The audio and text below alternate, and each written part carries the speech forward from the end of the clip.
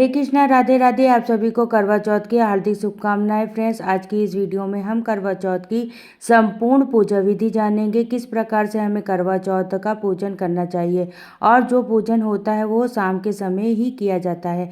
सुबह के समय सिर्फ हमको संकल्प लिया जाता है, सिंपल साधारण पूजा की जाती है। शाम के समय प्रदोष काल में इसका विशेष पूजन किया जाता है। लेकिन जैसे कि ग्रुप में भी आप कर सकते हैं, आप इस तरीके से भी अकेले भी पूजन कर सकते हैं। तो एक आप चौकी ले लीजिएगा, चौकी पर आप लाल या पीला वस्त्र बिछा लीजिएगा।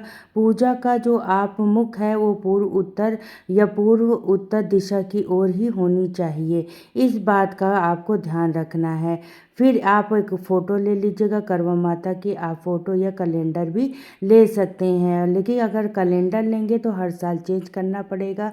और इसके बाद देखिए, हमारे फ़ोटो में गणेश भगवान जी बने हुए हैं, तो हम अलग से गणेश भगवान को विराजमान नहीं करेंगे, इसी फ़ोटो में ही गणेश जी की पूजा करेंगे। फिर करवा माता को हमने विराजमान कर दिया है, उसके बाद हम माता को लाल चुंदरी ओढ़ाएंगे। तो लाल रंग की चुंदरी आपके पास हो तो आप ओढ़ा दीजिएगा।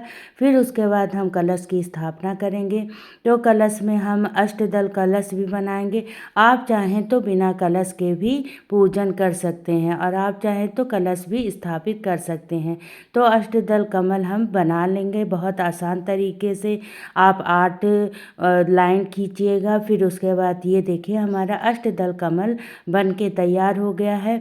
फिर आप करवा या मिट्टी का भी ले सकते हैं कलश, या तो आप पीतल का भी कलश ले सकते हैं। उसमें स्वस्तिक बना लीजिएगा। फिर आप मौली बांध लीजिए कंठ पर। फिर शुद्ध जल लेंगे, उसमें गंगा जल मिक्स कर लेंगे और उसके बाद आप हल्दी, सुपारी, सिक्का, लौंग और दुर्वा और लाल फूल डालना ना भूलिएगा। फिर उसके बाद हम पंचपल्लो लगाएंगे।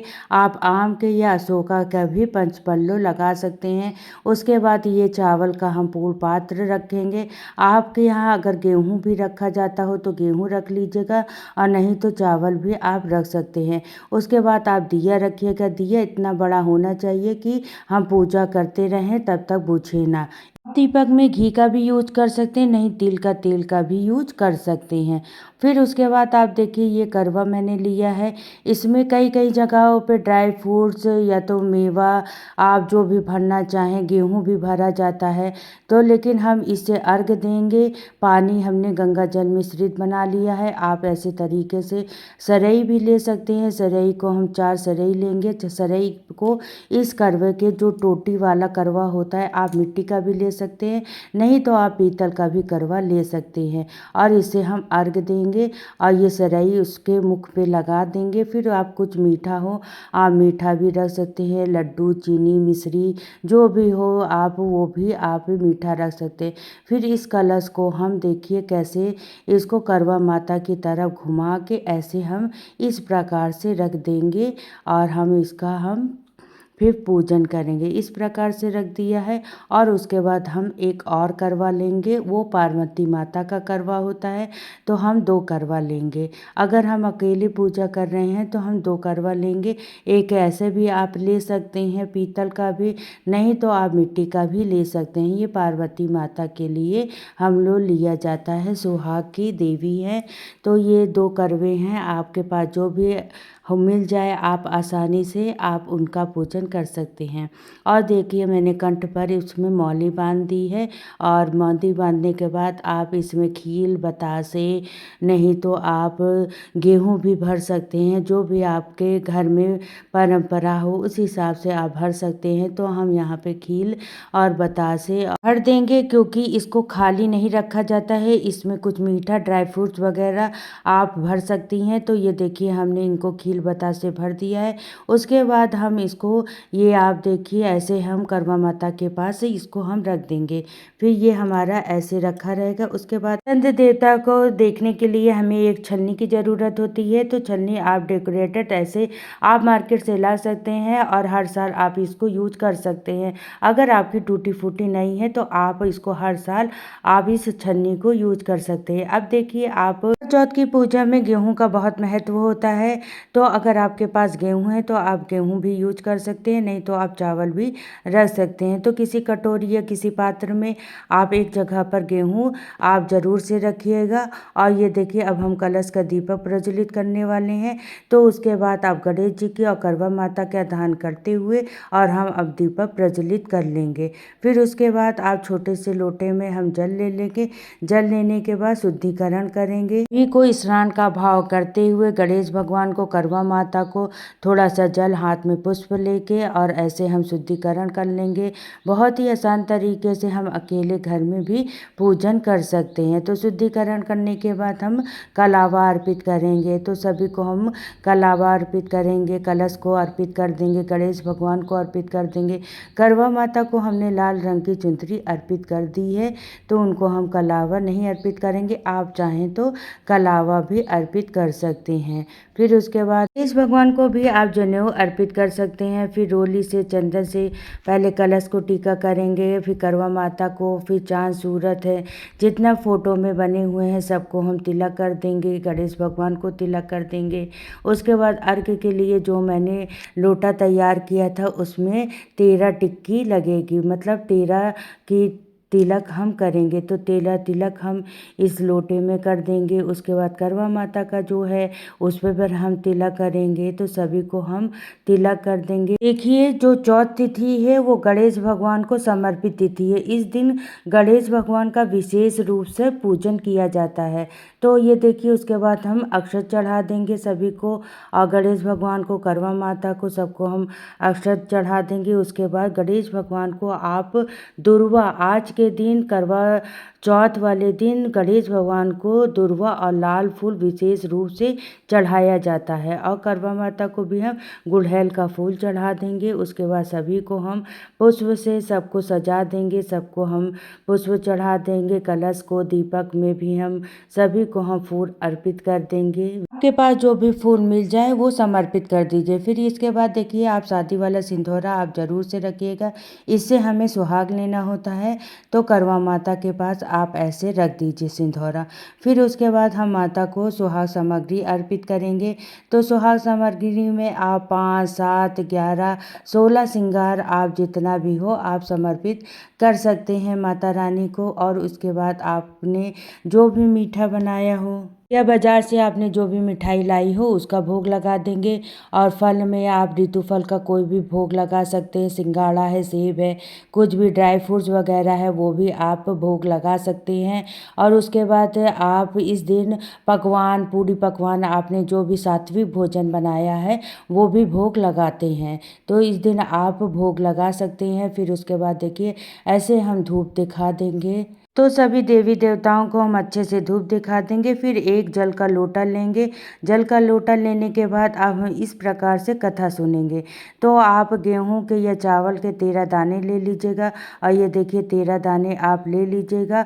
उसके बाद दुर्वा, इस पूजा में, इस कथा में दुर्वा का बहुत ही ज़्यादा महत्व होता है पूजा में, तो आप दुर्वा ले लीजिएगा। आप इस कथा को सखी सहेलियों के साथ भी सुन सकते हैं, नहीं तो आप अकेले भी आप सुन सकते हैं। मेरे चैनल पे आपका इस कथा का वीडियो मिल जाएगा, तो प्लीज़ आप ज़रूर से देखिएगा। और फिर हाथ में आप दुर्वा और ये लीजिएगा। फिर उसके बाद जब कथा पूर्ण हो जाएगी तो ये हम इसको एक पल्लू में आप बांध लीजिएगा। अगर पल्लू ना हो तो आप पिन से भी पिन अप कर सकते हैं, नहीं तो एक कटोरी में आप इसको 13 दाने रख के और दुर्वा रख के आप उसको चौकी के ऊपर ही रखिएगा, क्योंकि बाद में इसी से हम लोग अर्घ देते हैं। तो ये हमने पल्लू में बांध लिया है। देखिए हमें करवा फेरना होता है, तो किसी के यहाँ करवा फेरा जाता है तो किसी के यहाँ नहीं फेरा जाता है। तो ये क्लॉक वाइज ऐसे करके हम लोग करवे को ऐसे घुमा लेंगे, लेकिन ध्यान ये रखिएगा कि करवा आपस में टकराए ना। ये देखिए क्लॉक वाइज करके सावधानी से हम लोग करवा ऐसे घुमा लेंगे। तो करवा घुमाते समय हम लोग को बोलना रहता है कि पार्वती माता सुहाग दो, पार्वती माता सुहाग दो। इस प्रकार से हम लोग पार्वती माता से सुहाग मांगते हैं। तो वो अखंड अखंड की देवी हैं, वो सुहाग जरूर देती हैं। और ये देखिए आपका करवा अपनी जगह, पार्वती का माता करवा आ गया है। अगर आपने एक करवा रखा है तो पार्वती माता को ऐसे दिखाकर पार्वती माता से बोलिए कि सुहाग दो पार्वती माता, सुहाग दो। तो वो पार्वती माता अखंड सौभाग्य आपको जरूर देती हैं। तो इस प्रकार से ऐसे करवा घुमाने के बाद फिर उसके बाद हम लोग प्रेम पूर्वक आरती करेंगे। आप कोई दीपक भी जला सकते हैं, आप कपूर से भी आरती माता की, गणेश भगवान की पहले करेंगे, फिर करवा माता की आरती आती हो तो करवा माता की भी आरती करेंगे। अगर आपको आरती नहीं आती है तो आप ऐसे ऐसे गोल गोल से भी आप घुमा के 7 बारी आप आरती कर सकते हैं। फिर आरती को आप ठंडा करने के लिए थोड़ा सा 3 बार हम जल फेरेंगे तो आरती को हम ठंडा कर देंगे।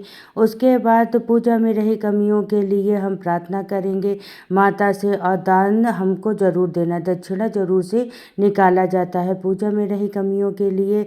और ये देखिए फिर उसके बाद माता से, गणेश भगवान से हम अपने सुहाग के लिए, घर में सुख समृद्धि के लिए प्रार्थना करेंगे। पूजा में रही कमियों के लिए भी क्षमा याचना करेंगे। तो माता हमारी सारी सुहाग की देवी हैं, जरूर से हमारी मनोकामना भी पूर्ण करेंगी। और देखिए जब हम लोग व्रत करते हैं, चाहे लड़के का व्रत करे चाहे सुहाग के व्रत करे, तो उसमें हम लोग को बैना दिया जाता है। तो बैने में आप साड़ी सूट आप कुछ भी दे सकते हैं, सुहाग सामग्री दे सकते हैं, 5 7 11 16 जितना भी आप हो, उसमें दक्षिणा दक्षिणा जरूर दी जाती है।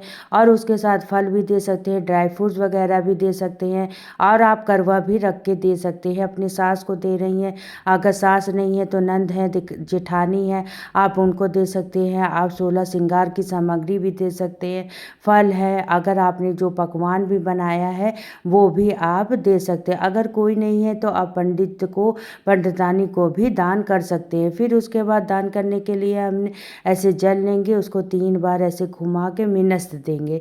जब हम मिनस देंगे तो ये हमारा बैना तैयार हो जाएगा, और इसको आप अपने जिसको देना चाहती हैं आप उसको दे सकती हैं।